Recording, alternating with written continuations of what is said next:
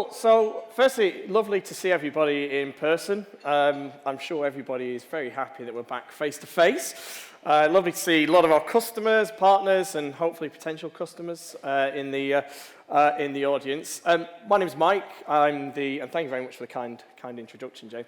I'm the founder of CMA. So we've been going about 5 years now.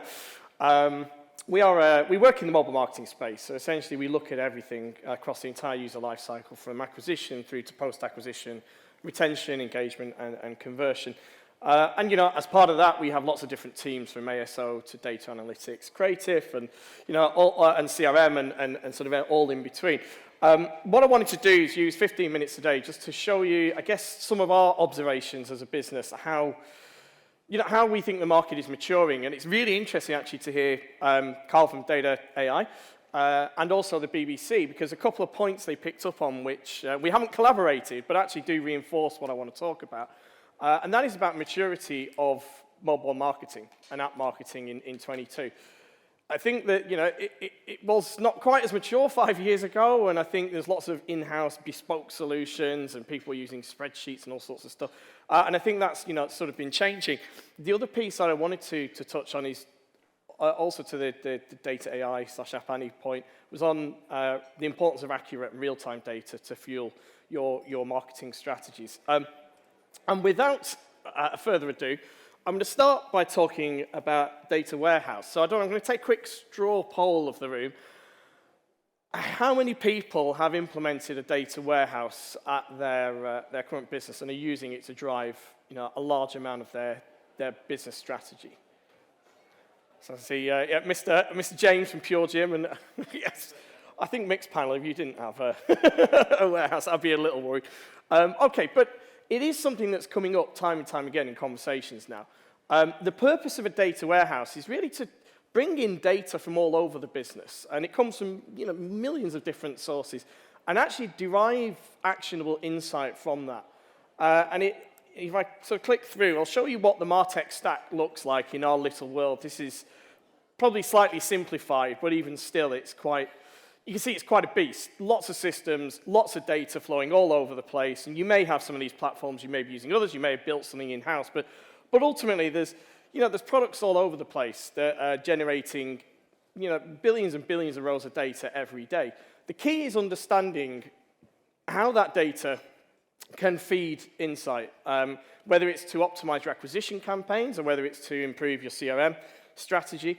The key to all of this is getting that data into a meaningful form. And ultimately, you can see the sort of diagram there.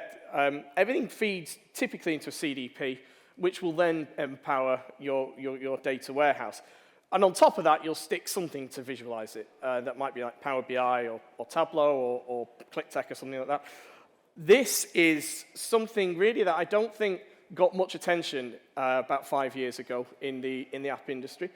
However, this is a very common sight, albeit without the mobile pieces, to a lot of older enterprise businesses that have obviously been around for quite a while. Most of them will have a data warehouse or data lake in there, and they'll drive their business insight from it. So this is just really, I think, of the course the next 10 minutes I've probably got, I just want to generate some food for thought and get people thinking about this. I'm not going to solve world peace in 15 minutes, but it should at least start generating some ideas. Just here, this is a dashboard from one of our clients. We obviously anonymized it, but just to show you the sorts of things that you can generate from these data warehouses. And the insight here is really interesting because, we can cut and change the data from any number of different angles. So we can look at how people behave from certain acquisition sources, from certain platforms. So actually, do the web people behave differently, or they convert differently to an Android app user? And actually, how effective is the Google campaigns on iOS? Like, how are they functioning? And we should be using that data to not just look at it from an acquisition perspective, but from an enterprise perspective, which, of course, isn't just app either. It should be app and web data you really want to be considering. Building a data warehouse allows you to do that. And this is the sort of insight that if you don't have now, you should absolutely be striving for this year. And what it does, it just allows you to, gain a lot of insight that you potentially hadn't had historically, or it's sat in silos around the business. The one interesting thing, so an easy example is how you would use acquisition data to tailor user retention and engagement. So depending on your acquisition source, you may actually want to shape your onboarding flow slightly different. So if you acquired someone from a Facebook ad, is there a difference between that user versus someone from ASA? And ultimately, how do you improve, how do you use that information to improve that engagement from session 1 onwards? And that's just a simple example, but you can see there's many other ways in which you use this data from all over the place across your business. Other point I wanted to talk about, and these are just lots of meandering thoughts, I think, as we go through. Organic and paid have typically been treated, sort of in a separate way. We've got a workshop on this later, which I definitely recommend you have a look at. It's actually run by our head of analytics and our head of ASO and UA, where they talk about how do you bring the data together. And this is just, in their world, it's looking at organic and paid. There's lots of reasons you want to do that, from keyword suppression to avoiding cannibalization. And ultimately, what we will see, and it's my view, is that we're going to see these merging into a single platform. Now, App Marketer Pro is just our platform. At the moment, it's in beta. There may well be, I actually forecast there's probably going to be 10 or 20 different solutions, which are about providing governance management over app marketing.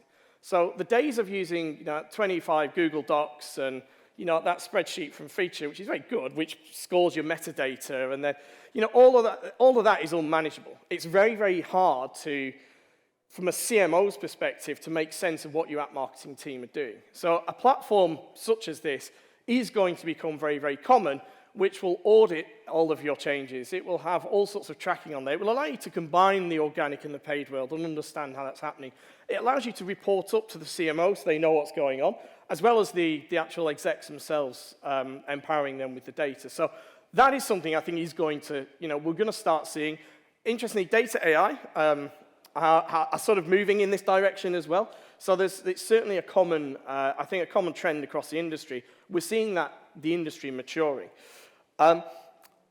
Next point, outside the Martech Stack, and of course that we'll talk to the CDP, outside the Martech Stack, I wanted to talk very quickly about data.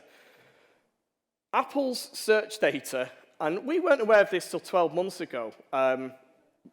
Actually, the Apple search data isn't actually very good when you look at search popularity. Now, everybody takes it as the holy grail, and in fact, if you look at Sensor Tower's App Tweaks data, a lot of it is modeled on apps, the iOS search popularity data. Now, there are lots of issues with it which have come to light since we built our own model. One of the big problems you get with Apple's data is it's daily, so you don't have granularity. And actually, we know that search trends change throughout the day. So 8 a.m. in the morning is not the same as 6 p.m. at night. Understanding that is very, very important to actually effectively building an acquisition strategy on ASA. The other point and the challenge we have with Apple's data is it's 48 hours old. So if you score a keyword, and we've got a really good example actually. If I click through Powerball. So if you score a keyword on that day, it isn't actually necessarily the value, the search popularity of that day. It's actually the search popularity of that data 2 days before. So for instance, if you're a social casino, you might be targeting lottery terms or something along those lines. And Powerball is a great example. You look at Apple's data, it peaks 2 days after the draw's gone, when there's no interest in it, but Apple's telling you it's really popular. That is a huge problem because you can't do anything without accurate data. And this is repeating points that people have already mentioned on the stage. Bad data gives you bad results. So using effective, accurate data, such as the data you can see here, is becoming more and more important, and in particular from an AI perspective. So the AI engine, by the way, that sits behind that App Marketer Pro product, was built actually by a couple of high-frequency traders. So it is a trading real estate, essentially. It's like a stock market, Apple search ads. And you can't feed an AI engine with Apple's data because you're just giving it old data. To sort of go we'll just go back very quickly onto the NFL one, if I can. Oh, sorry, there's a bit of latency. So if you look at the example of NFL, you can't make an AI which is running in real time on that blue line. It just doesn't work. You're missing all of the insight that you should be getting on that data in real time. Your AI needs to be fed the red data, which is our search data. And without that, you can't make an effective AI bidding mechanism for ASA. Simple. I mean, you could have the best mathematicians in the world, but if you give them bad data, the AI is going to be bad. So this is just a really good example of why accurate real-time data, and again, back to the data AI point, is essential to get an advantage in the market at the moment, particularly with ASA, because since iOS 15, we saw the talk on here before, it has devalued the Facebook as a channel. So loads of money is being pumped into ASA. And right now, you're at a competitive disadvantage unless you've got some data like this, because ultimately, you're going to be using the same data everyone else in the world is. So it's a real important point to get across that, don't just accept the data you've got. Look, is there other data around? Is there more accurate data? Actually, am I building AI models on inaccurate data? And in all honesty, for 3 years, we'd run the business without realizing Apple's data was 2 days out. It was only when we actually started building our own data model that sort of appeared. So it's a really interesting, an interesting point. There's another example here in the style. So Stacey Solomon launched a clothing range in the style on the app. And then what they use is interesting as an acquisition strategy. They say you can only get these ranges from day one in the app. So you've got to download the app. You can't get them off the website. So a very clever acquisition and marketing tactic. But to demonstrate the inadequacy of the Apple data, you can see again here the red arrows or the spikes on the days when they say only now you can download the app to get this clothing range. But Apple misses it because it's a spike. It occurs over a 24-hour window and then it's gone. They're just running weighted moving averages, so you just lose a lot of that visibility. So that's my final point on this. And this, by the way, I lifted from Data AI's announcement on their restructure because I thought it was great and it really reinforces, I think, our view of the world and the fact that the market is maturing. We are getting into a stage where, doing things ad hoc reports and, trying to do things with 6 different spreadsheets shared between 20 team members, CMOs got like, that is starting to end. So we're getting into a level of maturity where, we've seen this in digital businesses. When I say digital, I mean web businesses for many years. Peter, you see, are sort of saying that as well, saying there's too much in-house IT, bespoke data. Agencies, I mean, as much as I run an agency, maybe our people are over-relying on agencies, and that's really why we're giving people the option by, productizing our agency knowledge into that App Marketer Pro product. So it's a really useful piece. I just pinched that the other day and threw it into here. What I wanted to do as a nice free thing, so I'm not, there's no commercial interest, is to give everybody at the APS today free access to this platform for 6 months. So you can play around with that real-time data. You can have a look at it. Don't take my word for it, but that data will be incredibly valuable to you.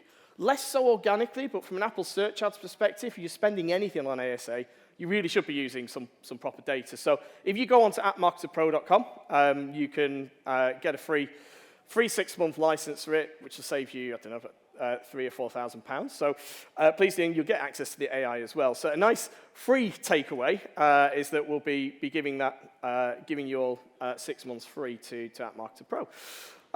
That is pretty much it. That's really all I wanted to talk about. The only other thing I will say is that you may have noticed that this logo doesn't really appear many places around. It's missing from our stand out there.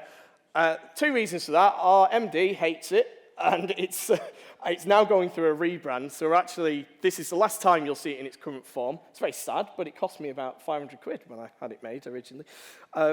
So we are going through a rebrand. So you'll see a new CMA shiny logo. It's been built by a very expensive but amazingly talented designer. And if you are looking for us around, it's basically the stall that says CMA. So if you want to have a play around with the product, ask us any questions, please just come up. We've got people from across the business that I'm sure will be able to answer anything. And that's pretty much it. I'm hopeful that, like I said, we're not going to, sort of re-educate or deliver anything crazily novel, but hopefully it's just food for thought on the importance of data, the importance of getting your Martech stack right, and ultimately layering in a warehouse with API platform on top to power your business and use all of that data, which is incredibly valuable, just sort of kept in silos. And that is it. So thank you very much, everybody. I hope that was vaguely interesting, and I've not sent you all to sleep. Thankfully, it's pre-lunch, so hopefully the caffeine is still kicked in. But thank you very much, everybody.